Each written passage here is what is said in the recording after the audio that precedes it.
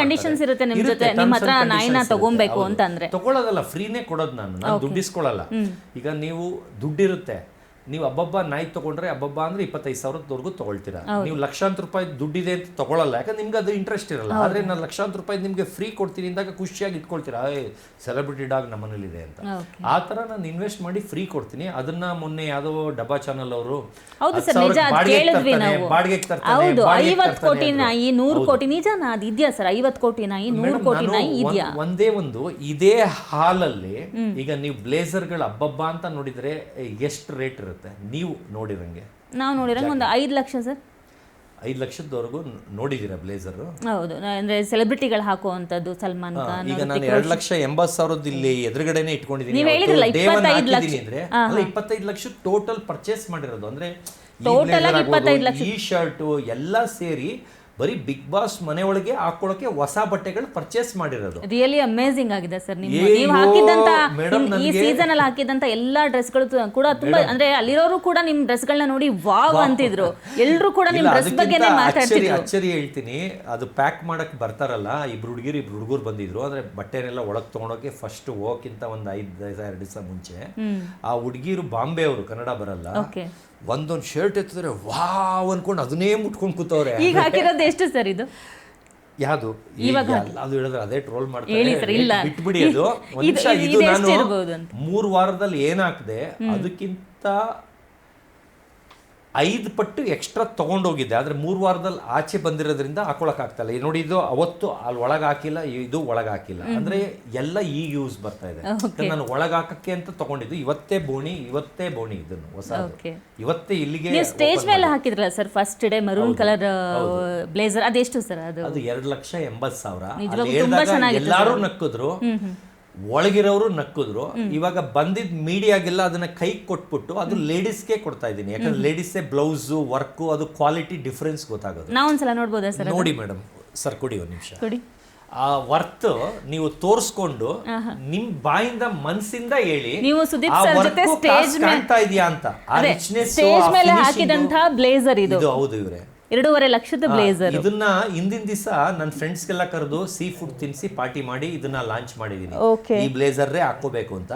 ಈಗ ನೀವು ಮುಟ್ಟಿದ್ರೆ, ಈಗ ಲೇಡೀಸ್ದು ಈ ತರ ಎಷ್ಟೋ ವರ್ಕ್ ಇರುತ್ತೆ, ಅದಕ್ಕೂ ಇದಕ್ಕೂ ಅಜಗಜಾಂತರ ಕ್ವಾಲಿಟಿ ಇದೆಯಾ ಅನ್ನೋದು ನಿಮ್ ಬಾಯಿಂದ ರಿಯಲ್ ಆಗಿ ಹೇಳಿ. ವರ್ಕ್ ತುಂಬಾ ಕಾಸ್ಟ್ಲಿ ಇದೆ ನಾನು ನೋಡಿದಂಗೆ. ಇದರಲ್ಲಿ ಗೋಲ್ಡ್ ಬಳಸಿದ್ದಾರೆ ಸರ್? ಅದ್ ಗೊತ್ತಿಲ್ಲ. ಒಟ್ನಲ್ಲಿ ಫಿನಿಶಿಂಗ್ ಆಗ್ಲಿ ಇದಾಗ್ಲಿ ಆ ರಿಚ್ನೆಸ್ ಅಷ್ಟು ವರ್ತ್ ತರ ಕೆಲಸ ಇದೆಯಾ? 2.5 ಲಕ್ಷ ಬ್ಲೇಸರ್ ಸರ್, ತುಂಬಾ ಚೆನ್ನಾಗಿದೆ. ನಿಮ್ಮ ಮೈ ಮೇಲೆ ಅಂತೂ ಇನ್ನೂ ತುಂಬಾ ಚೆನ್ನಾಗಿದೆ. ಇಲ್ಲ, ಖಂಡಿತ ನೋಡಿದ ತಕ್ಷಣ ಅನಿಸ್ತಿದೆ. ಹೌದು, ಎಸ್, ಅದನ್ನು ಒಪ್ಕೊಂಡ್ರಲ್ಲ ಅಷ್ಟೇ ನನಗೆ. ಯಾಕಂದ್ರೆ ಜನ ನಂಬಲ್ಲ. ಕೈ ಕೊಟ್ಬಿಟ್ಟು ನಿಮ್ಗೆ ಕೊಟ್ಟಿದ್ದೀನಿ, ಲೇಡೀಸ್ಗೆ ಕೊಟ್ಟಿದ್ದೀನಿ. ಜೆಂಟ್ಸಿಗೆ ಕೊಟ್ರೆ ಅಂತಾರೆ, ಲೇಡೀಸ್ ಬ್ಲೌಸ್ ಹಿಂಗೆ ಇರುತ್ತೆ ಅಂತಾರೆ. ಆ ಫಿನಿಶಿಂಗು, ಈ ಫಿನಿಶಿಂಗು, ಈ ವರ್ಕು, ಮಿಷಿನ್ ಅಲ್ಲೂ ಈ ಕ್ವಾಲಿಟಿ ಫಿನಿಶ್ ಆಗಲ್ಲ, ಹ್ಯಾಂಡ್ ವರ್ಕ್ ಮಾಡಿರೋದು. ಓಕೆ, ಅದ್ರ ತೂಕನೇ ಎಷ್ಟಿದೆ ನೋಡಿದ್ರ? ಭಾರ? ಹೌದು, ತುಂಬಾ ಭಾರ ಇದೆ.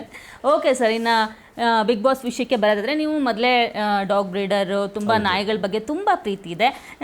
ಈಗ ಒಬ್ಬೊಬ್ಬರಾಗಿ ನೀವು ಅಲ್ಲಿ ಯಾವ ನಾಯಿಗೆ ಹೋಲಿಕೆ ಮಾಡ್ತೀರಾ ನಿಮ್ಮ ಕಂಟೆಸ್ಟೆಂಟ್ಸ್ನ? ಅಂದರೆ ನೀವಾಗಲೇ ಹೇಳಿದ್ರಿ, ರಾಶಿಕ್ ಅವರು ಬೊಬೋ ಅಂತ ಬರ್ತಿದ್ರು, ಗಿಲ್ಲಿ ಅವರು ನನ್ನನ್ನು ನಾಯಿ ಥರನೇ, ಅಂದರೆ ಸುಮ್ಮನೆ ಫನ್ನಿಯಾಗಿ ಅಷ್ಟೇ. ಈಗ ಅಶ್ವಿನಿ ಗೌಡ ಅವ್ರನ್ನ ನೋಡಿದ್ರೆ ನೀವು ಯಾವ ಒಂದು ನಾಯಿಗೆ ಹೋಲಿಕೆ ಮಾಡ್ತೀರಾ? ಅಂದರೆ ನಾಯಿ ಅಂದರೆ ಇಲ್ಲಿ ಕೆಳಮಟ್ಟದಲ್ಲಿ ನಾವು ಹೇಳ್ತಾ ಇಲ್ಲ, ನಿಮಗೆ ತುಂಬ ಇಷ್ಟ. ಇಲ್ಲ ಸರ್, ಅವ್ರು ನೋಡಿದ್ರೆ ನಿಮ್ಗೆ ಯಾವ ಒಂದು ವೂಲ್ಫ್, ನೀವ್ ಹೇಳಿದ್ರಲ್ಲ 50 ಕೋಟಿ ಡಾಗ್ ಅಂತ. ಅಲ್ಲ, ಆದ್ರೆ ಏನಾಗುತ್ತೆ, ತಪ್ಪಾಗುತ್ತೆ, ಆದ್ರೂ ಬೇಡ ಅಂತ ಅನಿಸ್ತಿದೆ. ಯಾಕಂದ್ರೆ ಅವರು ಆಚೆ ಬಂದ್ಮೇಲೆ ನನ್ನ ಮೇಲೆ ಬೇಜಾರು ಮಾಡ್ಕೊಂತಾರೆ. ಓಕೆ ಸರ್, ಓಕೆ, ಬೇಡ. ಓಕೆ ಸರ್, ಇನ್ನು ಕೊನೆಯದಾಗಿ ಬಿಗ್ ಬಾಸ್ ಬಗ್ಗೆ, ಮತ್ತೆ ವೈಲ್ಡ್ ಕಾರ್ಡ್ ಎಂಟ್ರಿನಲ್ಲಿ ನಾವು ಸತೀಶ್ ಅವ್ರನ್ನ ಕರೆಸ್ತೀವಿ, ಹೋಗೋ ಚಾನ್ಸ್ ಇದೆ ಅಂದರೆ ಯಾವ ಥರ ಇರುತ್ತೆ ನಿಮ್ಮ ಆಟ ಅಂತ? ಇಲ್ಲ, ನನ್ಗೆ ಏನಂದರೆ ಮೇಡಮ್, ನಂದು ಮೂಡಿ, ನನಗೆ ನೀವು ವ್ಯಾಲ್ಯೂ ಕೊಟ್ರ, ನಿಮ್ಮದು ಶೂ ಅಲ್ಲ ಚಪ್ಪಲ್ಲು ತೊಳೆದುಕೊಡ್ತೀನಿ, ಬಟ್ಟೆ ಅಂಡರ್ವೇರ್ ಏನು ಕೊಡಿ, ನಿಮ್ಮ ಕೆಲಸ ಎಲ್ಲ ನಾನು ಮಾಡ್ತೀನಿ. ನನಗೆ ವ್ಯಾಲ್ಯೂ ಕೊಡಬೇಕು. ಅವ್ರು ವ್ಯಾಲ್ಯೂ ಕೊಡದೆ ನಾನು ಮಾತಾಡಕ್ಕೆ ಹೋದಾಗೆಲ್ಲ ತುಳಿಯೋದು ಮಾಡಿದ್ರೆ ಅದೇನಾಗುತ್ತೆ, ನಾನು ಏನು ಮುಂದಕ್ಕೆ ಹೋಗೋಕ್ಕೆ ಆಗಲ್ಲ. ಅಂದ್ರೆ ಅಲ್ಲೇ ಬ್ರೇಕ್ ಆಗ್ತಾ ಇರ್ತಾರೆ ಇವರು. ಆ ಥರ ಏನಾಗಿದೆ, ಇವರು ಒಂದು ಗ್ಯಾಂಗ್ ಮಾಡ್ಕೊಂಬಿಟ್ಟಿದ್ದಾರೆ. ಅವ್ರು ಮಾತ್ರ ಸುಪೀರಿಯರು, ಮಿಕ್ದವರೆಲ್ಲ ವೇಸ್ಟ್ ಥರ ಒಂದು ಮಾಡ್ಕೊಂಬಿಟ್ಟು ಸಪ್ರೇಟ್ ಒಬ್ಬನ್ನ ಮಾಡಿಬಿಟ್ರೆ ಹೆಂಗಾಗುತ್ತೆ ಅವ್ರಿಗೆ? ಇವಾಗ ನೋಡಿ, ಆ ಹುಡುಗಿ ಎಷ್ಟು ಜೋಶಲ್ಲಿ ಬಂದ್ಲು, ರಕ್ಷಿತಾ ಶೆಟ್ಟಿ. ಇವಾಗ ಅವಳನ್ನ ಹೆಂಗ್ ಡಲ್ ಮಾಡಿದ್ದಾರೆ ಅಂದ್ರೆ ಆ ಹುಡುಗಿ ಪಾಪ ಮಾತಾಡಕ್ಕೆ ಎದುರ್ಕೊಳ್ಳುತ್ತೆ. ತುಂಬಾ strong ಇದಾರೆ, ಯಾರಿಗೂ ಕೂಡ ಅವರು ಬಗ್ಗುತ್ತಾ ಇಲ್ಲ. ಫಸ್ಟ್ ಡೇ ಒಂದ್ 2-3 ದಿವಸಕ್ಕಿಂತ ಎಷ್ಟೋ ಮೈನಸ್ ಮಾಡಿಸ್ಬಿಟ್ಟಿದ್ದಾರೆ. ಅಂದ್ರೆ ಅವಳಿಗೆ ಎದುರಿಸಿ ಬದುರಿಸಿ. ಓಕೆ ಸರ್, ಇವಾಗ ನಿಮಗೆ ಗೊತ್ತಾಗಿದೆ ಒಂದು ಸ್ಟ್ರಾಟಜಿ, ಅಲ್ಲಿ ಮನೇಲಿರೋರು ಯಾವ ತರ ಅಗ್ರೆಸಿವ್ ಆಗಿ ಬಿಹೇವ್ ಮಾಡ್ತಾರೆ ಅಂತ. ನಿಮ್ನ ಒಂದು ಚಾನ್ಸ್ ಮತ್ತೆ ಸಿಕ್ಕಿದ್ರೆ ವೈಲ್ಡ್ ಕಾರ್ಡ್ ಎಂಟ್ರಿ ಹೆಂಗಿರುತ್ತೆ ಸರ್ ನಿಮ್ಮ ಆಟ ಅಂತ? ಇನ್ಯಾರಿಗೂ ನಾನು ಅಟ್ಯಾಚ್ ಆಗಬಾರ್ದು, ಅವ್ರಿಗೆ ವ್ಯಾಲ್ಯೂ ಕೊಡಬಾರ್ದು, ಇಲ್ಲಿ ನಾನು ಕಿರ್ಚಾಡ್ಕೊಂಡು ಜಗಳಾಡ್ಕೊಂಡೇ ಇರಬೇಕು ಅಂತ ಅನ್ನಿಸ್ಬಿಡುತ್ತೆ. ಯಾಕಂದ್ರೆ ಇವರಿಗೆ ಕೊಟ್ಟಷ್ಟು ಅದನ್ನ, ಈಗ ನಾನು ಗಿಲ್ಲಿಯವ್ರ ಮೇಲೆ ಅಷ್ಟು ಪ್ರೀತಿ ಇತ್ತು, ಅವ್ರು ನನ್ನ ಆಡ್ಕೊಂತ ಇದ್ರು, ಅವ್ರನ್ನ ರ್ಯಾಶ್ ಆಗಿಲ್ಲ. ನಾನು ಅದೇ ಆಚೆ ಆಗಿದ್ರೆ ಒಂದು ವಾಯ್ಸ್ಗೆ ಅವನು ತುಸ್ಸಾಗ್ಬಿಡ್ಬೇಕು. ಯಾಕಂದ್ರೆ ಒಳಗಡೆ ಗಲಾಟೆ ಆದಾಗ ಒಂದು ಕಿರ್ಸ್ತೀನಿ, ಅದಕ್ಕೆ ಬಂದ್ಬಿಟ್ಟು ಗಿಲ್ಲಿಯವ್ರು ಹೇಳ್ತಾರೆ ಚಂದ್ರಪ್ರಭಾ ಅವ್ರಿಗೆ, ಏನೋ ನಿನ್ಗೆ ಸಪೋರ್ಟ್ ಮಾಡಕ್ ಹೋಗಿ ನಾನು ಬೈಸ್ಕೊಂಬಿಟ್ಟೆ, ಭಯ ಆಗ್ತಾ ಇದೆ ತರ ರಿಯಲ್ ಭಯ ಆಗಿರುತ್ತೆ ಅವ್ರಿಗೆ. ಆದ್ರೆ ನಾವಿಬ್ರು 5 ನಿಮಿಷಕ್ಕೆ ಕಾಂಪ್ರೋ ಆಗ್ಬಿಡ್ತೀವಿ, ಲೇ ನಿನ್ನಿಂದ ಅವ್ರನ್ನ ಎಗನೆಸ್ಟ್ ಆಗ್ಬಿಟ್ನಲ್ಲೋ, ಈಗ ನನ್ಗೆ ಏನ್ ಮಾಡ್ತಾರೋ ಅಂತ ಭಯ ಬಂದ್ಬಿಡುತ್ತೆ. ಓಕೆ ಸರ್, ಇನ್ನು ಬಿಗ್ ಬಾಸ್ ಅಲ್ಲಿ ನಿಮಗೆ ಈ ಒಂದು 18 ದಿನಗಳ ಜರ್ನಿ, 3 ವಾರಗಳ ಜರ್ನಿಯಲ್ಲಿ ಎಷ್ಟು ರೆಮ್ಯುನರೇಷನ್ ಸಿಕ್ತು ಹೇಳ್ಬೋದಾ? ನನಗೆ ಅಕೌಂಟ್ದು ಇವಾಗಲೇ ಬೇಕಾದ್ರೆ ತೋರಿಸು ಅಂದ್ರೆ ತೋರಿಸ್ತೀನಿ. 0 ರೂಪೀಸ್, 1 ರೂಪಾಯಿನೂ ಇಸ್ಕೊಂಡಿಲ್ಲ. ಅಂದ್ರೆ ನೀವೇ ನಾನು ಬೇಡ ನನಗೆ ದುಡ್ಡು ಅಂತ ಹೇಳಿದ್ರೆ ಅಥವಾ ಅಲ್ಲ, ಅದು ನಂದು ಅದೇನೋ ಅಕೌಂಟ್ ಲಿಂಕ್ ಆಗಿರ್ಲಿಲ್ವಂತೆ, ಪ್ಯಾನ್ ಕಾರ್ಡು ಇದು. ಅದು ಹೋಗಕ್ಕೆ 2 ಡೇಸ್ ಮುಂಚೆ ಅದನ್ನ ಅಪ್ಡೇಟ್ ಮಾಡಿದ್ವಿ. ಆದ್ರೆ ಅದು ಕನೆಕ್ಟ್ ಆಗ್ತಿದ್ದಂಗೆ ಆಗ್ತೀವಿ ಅಂತ ಹೇಳಿದ್ರು. ನಾನೇನಾದ್ರು ದುಡ್ಡು ಅರ್ಜೆಂಟ್ ಮಾಡಿದ್ನ ಸಾರ್ ಅಂತ ಕೇಳಿದೆ. ಅಂದ್ರೆ ಬೇರೆಯವರೆಲ್ಲ ಪೇಮೆಂಟ್ ಒಳಗಡೆನು ಪೇಮೆಂಟ್ ಇನ್ನೂ ಕೂಡ 1 ರೂಪಾಯಿ ಕೂಡ ಸತೀಶ್ ಅವ್ರ ಕೈಗೆ ಬಂದಿಲ್ಲ. ಕೇಳೂ ಇಲ್ಲ, ನಾನು ಬಾಯಿ ಬಿಟ್ಟು ಕೇಳಿಲ್ಲ, 1 ರೂಪಾಯಿನೂ ನನ್ನ ಅಕೌಂಟಿಗೆ ಬಂದಿಲ್ಲ. ನಾನು ಯಾಕೆ ಬಂದಿಲ್ಲ, ಯಾವಾಗ ಆಗ್ತೀರಾ ಅಂತಲೂ ಕಾಲ್ ಮಾಡಿ ಇದಾಗಿಲ್ಲ. ನಾನು ಇವತ್ತು ಬೆಳಿಗ್ಗೆನೆ ಚೆಕ್ ಮಾಡಿದ್ದು, ಅಂದ್ರೆ ಏನಾರ ಇಲ್ಲಿ ಕ್ವಶನ್ ಕೇಳಿದ್ರೆ ಅಂತ. ಇವತ್ತವರೆಗೂ ನಾನು 1 ರೂಪಾಯಿ ಬಂದಿಲ್ಲ. ನಾನು ಕೇಳಿಲ್ಲ, ಆದ್ರಿಂದ ಆಮೇಲೆ ದುಡ್ಡಿಂದೇ ಹೋಗಲ್ಲ, ದುಡ್ಗೋಸ್ಕರ ಹೋಗಿಲ್ಲ. ನನ್ನ ಹೆಸರು ಮಾಡಕ್ಕೆ ನನ್ಗೆ ಆ ವೇದಿಕೆ ಬೇಕಾಗಿತ್ತು, ಅದಕ್ಕೋಸ್ಕರ ಹೋದೆ. ಇರೋದು 3 ವಾರ ಆದ್ರೂ ಹಿಸ್ಟ್ರಿ ಕ್ರಿಯೇಟ್ ಮಾಡ್ತೀನಿ ಅಂತ ಹೇಳಿದ್ದೆ. ಹಂಗೆ ಮಾಡಿದೀರಾ? ಸೀಸನ್ 1 ಇಂದ 12 ವರೆಗೂ ಎಷ್ಟು ಜನ ಬಂದ್ರು ಹೋದ್ರು, ಸೀಸನ್ 12 ವಿನ್ನರ್ಗಿಂತ ಹೆಸರು ಮಾಡ್ತೀನಿ. ಆಚೆ ಬಂದಿದ್ರು ಬಿಗ್ ಬಾಸ್ ಇಂದನೇ ಹೆಸರು ಮಾಡ್ತೀನಿ. ಅದು ಸೀಸನ್ 12 ವಿನ್ನರ್ಗಿಂತ ಟ್ರಿಬಲ್ ಹೆಸರು ಮಾಡಿ. ಹೌದು ಸರ್, ಈಗ ನೀವು ಬಿಗ್ ಬಾಸ್ ಇಂದ ಬಂದ್ಮೇಲೆ ಅದೊಂದು ಹೈಪ್ ಇದೆಯಲ್ಲ, ಅದೇನೇ ಬೇರೆ. ಇದಕ್ಕಿಂತ ಮುಂಚೆಂದು ಒಂದು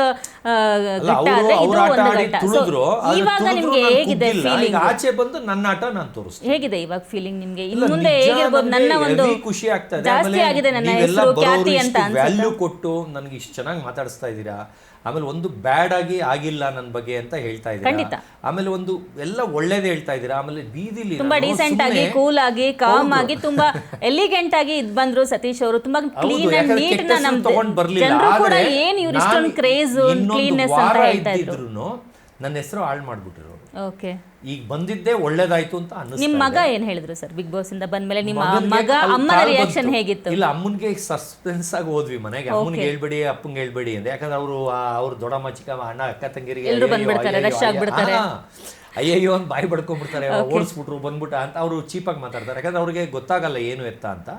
ಮಗನಿಗೆ ಅವರಿಂದ ಫೋನ್ ಮಾಡಿಸ್ದೆ ಸಾಯಂಕಾಲ 6:30ಗೆ, ಕಾರ್ಕಿ ಮನೆಗೆ ಎತ್ಕೋಬಾ ಅಂತ, ಕೆಂಗೇರಿಯಲ್ಲಿ ಇನ್ನೊಂದು ಮನೆ ಎತ್ಕೋಬಾ ಅಂತ. ಅವಾಗ ಅಪ್ಪ ಇಷ್ಟು ಬೇಗ ಬಂದ್ಬಿಟ್ರ ಅಂದ್ರೆ ಶಾಕಿಂಗ್. ಆಚೆನೆ ಮಗನ್ಗೆ ಶಾಕ್ ಆಯ್ತು. ಸುಮ್ಮನೆ ಸಾಕು, ಸರಿ ಎಲ್ಲ ಸರಿ ಹೋಯ್ತು ಬಿಡೋ.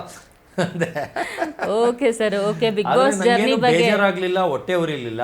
ಆದ್ರೆ ನನಗೆ ಇನ್ನ ಒಂದು ವಾರ ಅವರು ಬಿಡ್ತಾ ಇರಲಿಲ್ಲ, ನನ್ನ ಇನ್ನ ಕುಗ್ಗಿಸ್ಬಿಟ್ಟಿರೋರು. ಯಾಕಂದ್ರೆ ನಾನು ಅಷ್ಟು ಸಣ್ಣ ಆಗ್ಬಿಟ್ಟಿದ್ದೆ, ಯೋಚನೆ ಮಾಡಿನೋ ನಿದ್ದೆ ಇಲ್ದೇನೋ. ನಮ್ಮಮ್ಮ ಟಿವಿಲಿ ನೆನ್ನೆ ನೋಡ್ಕೊಂಡು 75 ವರ್ಷದ ಮುದ್ಕ ಇದ್ದಂಗಿದೆಯಾ ಅಂದ್ಬಿಟ್ರು. ನಾನು ಬರೀ 2 ದಿವಸ ಮಲಗಿದ್ಕೆ ಇಷ್ಟು ಫ್ರೆಶ್ನೆಸ್ ಆಗಿದ್ದೀನಿ. ಇನ್ನೇ 2 ದಿವಸ ಮಲ್ಕೊಂಡ್ರೆ ವಾಪಸ್ 35 ವರ್ಷದ ಹುಡುಗ ಆಗ್ತೀನಿ. ಓಕೆ ಸರ್, ಇಷ್ಟು ಹೊತ್ತು ನಮ್ಮ ಗ್ಯಾರಂಟಿ ನ್ಯೂಸ್ ಜೊತೆ ನಿಮ್ಮ 3 ವಾರಗಳ ಬಿಗ್ ಬಾಸ್ ಜರ್ನಿಯನ್ನು ಬಹಳ ಮನಮೆಚ್ಚುವಂತೆ ನಮ್ಮ ವೀಕ್ಷಕರ ಜೊತೆ ಹಂಚ್ಕೊಂಡಿರ. ತುಂಬ ಥ್ಯಾಂಕ್ ಯು, ಧನ್ಯವಾದಗಳು ಮೇಡಮ್. ವೀಕ್ಷಕರೇ, ನೋಡಿದ್ರಲ್ಲ, ಇದಾಗಿತ್ತು ಈ ಹೊತ್ತಿನ ವಿಶೇಷ. ನೋಡ್ತಾ ಇರಿ ಗ್ಯಾರಂಟಿ ನ್ಯೂಸ್, ಸುದ್ದಿ ಖಚಿತ, ನ್ಯಾಯ ನಿಶ್ಚಿತ.